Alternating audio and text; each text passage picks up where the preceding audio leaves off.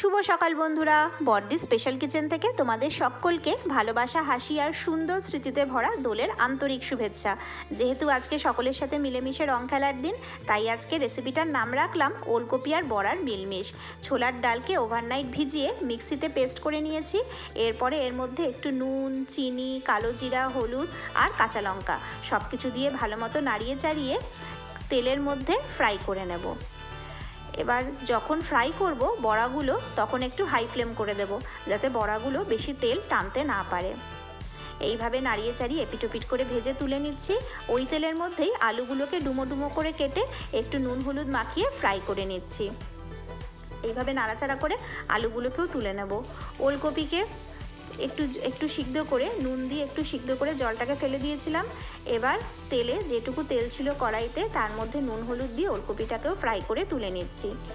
তেল দিয়ে, সাদা তেল দিয়ে এর মধ্যে দিচ্ছি শুকনো লঙ্কা, গোটা জিরে, তেজপাতা আর একটা মশলার পেস্ট বানিয়েছি। জিরের গুঁড়ো, ধনের গুঁড়ো, হলুদ আর লঙ্কা গুঁড়ো দিয়ে এর সাথে একটু হিং ও ফোড়ন দিয়েছি। সব কিছু দিয়ে একসাথে নাড়িয়ে চাড়িয়ে যখন একটু সুন্দর গন্ধ বেরোচ্ছে, তখন মশলা ধোয়া জল একটু ছেড়ে দিচ্ছি। আবার বেশ ভালোভাবে নাড়াচ্ছি।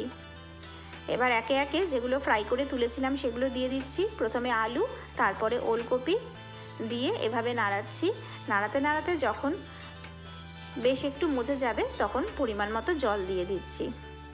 এর সাথে দিলাম সবথেকে ইম্পর্ট্যান্ট ইনগ্রিডিয়েন্টস আজকের পোস্ত বাটা, যেটা স্বাদ অনেক গুণ বাড়িয়ে দেবে।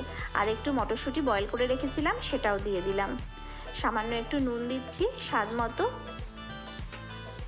আর দিয়ে দিচ্ছি চিনির পরিবর্তে একটু গুড় দিয়ে বেশ ভালোভাবে নাড়াচ্ছি।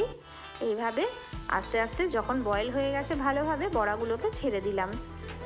বেশ যখন মজে এসছে, বড়াগুলোকে ছেড়ে সামান্য কিছুক্ষণের জন্য ঢেকে দিচ্ছি।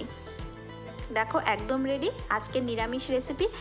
অনেকে রাধাকৃষ্ণকে ভোগ নিবেদন করো, তাদের জন্য একটা রেসিপি শেয়ার করলাম। কেমন লাগলো কমেন্টে জানিও। আজকের দিন সকলের ভালো কাটুক।